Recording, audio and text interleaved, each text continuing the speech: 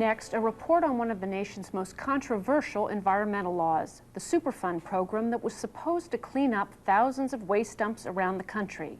The Clinton administration wants to reform the law with the help of business and environmental groups, and Congress has started work on the details of a new plan. But the outcome of that effort remains in doubt, raising new concerns for people living near hazardous waste sites. Correspondent Tom Bearden reports. E.W. Pate lives close to the earth. This is his dream place, a small house on a big lot on Springfield Road, north of Baton Rouge, Louisiana.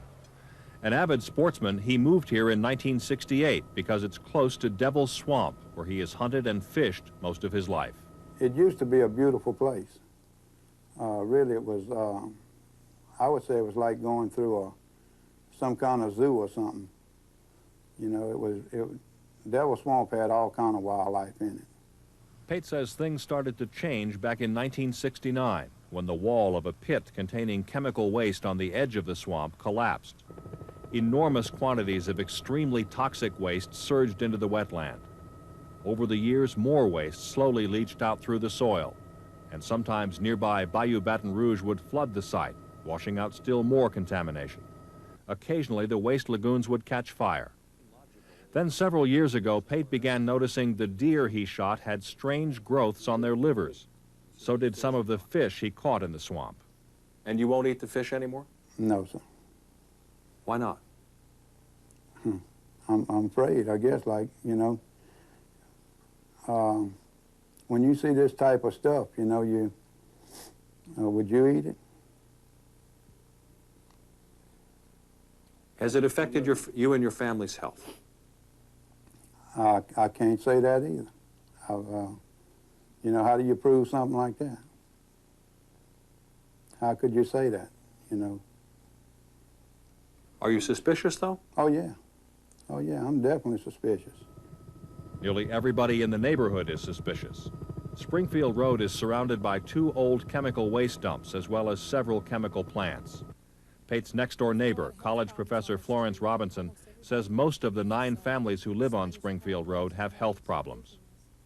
Family here, a man suffered from prostate cancer, and then after he was getting better from that, things got better. He came down with multiple myeloma. In this house, in 1987, a lady came down with colon cancer and had already metastasized to her brain, and unfortunately she didn't survive. Her husband came down a few years later with colon cancer. Both of these people ate a lot of vegetables out of their gardens. They ate very little meat.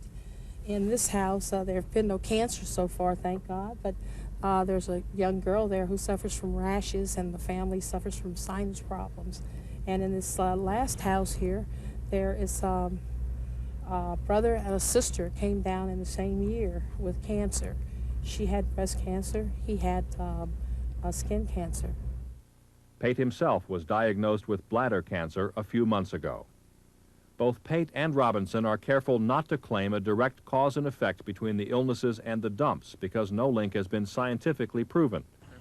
But there is no doubt that thousands of gallons of known carcinogens were dumped here. Scientists found some of the highest concentrations of toxic materials ever recorded. Willie Fontenot is Community Liaison Officer for the Louisiana Department of Justice. Levels here, 40 feet below the surface, were measured in '81 as 73% of the water was toxic and hazardous waste. This kind of potential threat to human health is exactly the sort of situation the Superfund law was designed to address. Superfund is the nickname for the 1980 law Congress passed after the Love Canal disaster to begin emergency cleanup of old toxic waste sites. The program is funded by taxes on industry. Lawmakers thought Superfund would deal with the most serious problems within just a few years. But 14 years later, only 220 of the approximately 1,300 sites on the national priority list have been cleaned up. The chronology of what happened in Baton Rouge shows why the process became so painfully slow. The dump was placed on the Superfund's national priority list in 1983. It took 3 years to resolve lawsuits between the polluters and government agencies and for engineers to design the initial cleanup, which got underway in 1986. The plan was to mix the liquid waste with dirt, then truck it to a huge $10 million plastic-lined pit. But stirring up this witch's brew produced noxious fumes, which workers at 2 nearby industrial sites said made them sick. They sued, and a state court halted the project in 1987. Engineers went back to the drawing boards for 18 months and redesigned the project. In 1989, bulldozers capped the site with a thick layer of clay. Since then, hundreds of wells have been drilled to slowly extract the liquids from the soil. An incinerator is being built to ultimately destroy the chemical compounds. Cleanup manager Bob Bolger says, like everything else at the site, it will be very expensive. How much has been spent here? About $100 million. How much more? At least another 50. And how long will it take to fix this problem? Well, we'll have most of the organic material out of the ground within relatively short times geologically, in the league of 15 to 20 years. And then very small amounts will tail on for much longer after that. How much longer? We'll find out when the time comes, but certainly much longer than 10 or 15 years. Even though it's taken 11 years to get this far and the process won't be complete for a generation, this site is considered a success story by Superfund standards. There was no real doubt which of the nearby chemical companies had placed waste here, and after a relatively short court battle, the responsible corporations formed a subsidiary to handle the cleanup. But at other sites around the country, the cost of the cleanup often pales in comparison to the court battles that precede it. For example, the Lowry landfill near Denver. It's been on the national priority list for 10 years, but only one of the 8 major projects envisioned in the Lowry cleanup has actually started. The others are expected to finally begin this summer. EPA officials say the delay is largely due to preparing for litigation. Some believe endless litigation is Superfund's biggest problem. 25% of the money spent so far has gone to lawyers. The reason is a provision in the law called joint, several, and retroactive liability.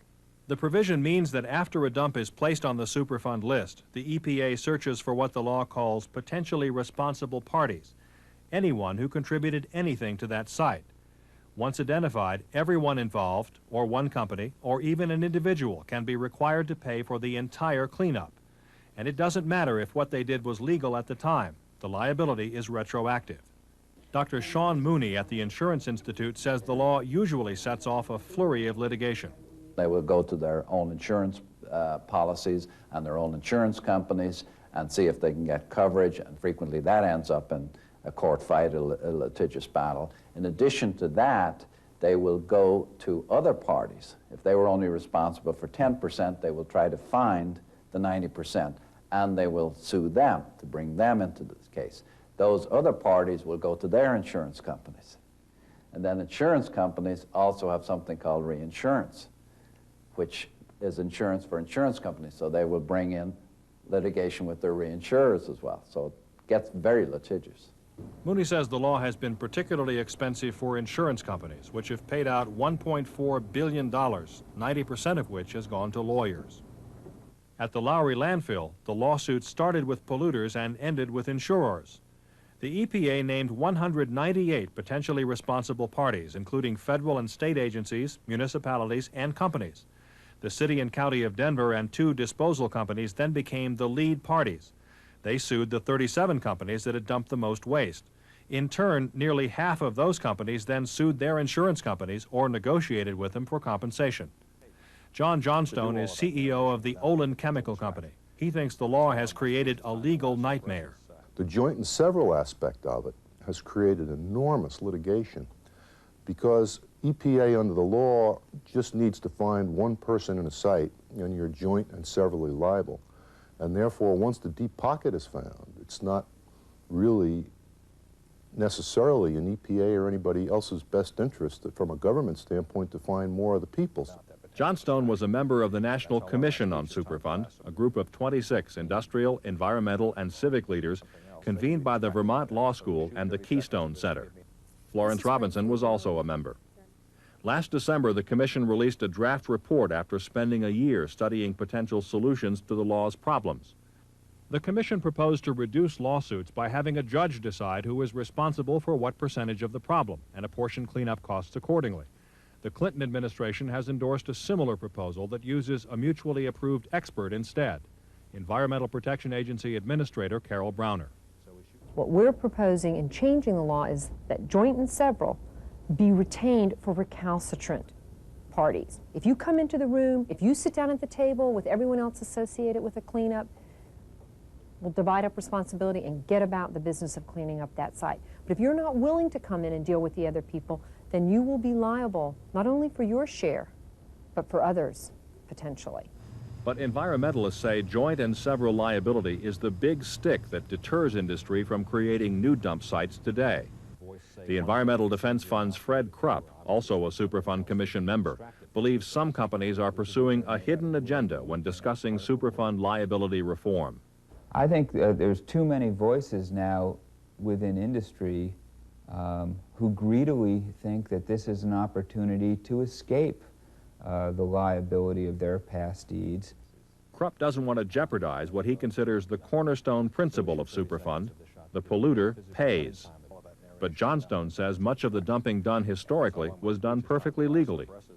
I think we did what we did under laws that permitted us to do what we did. Somebody then 50 years later said, those laws were wrong, therefore you're a polluter.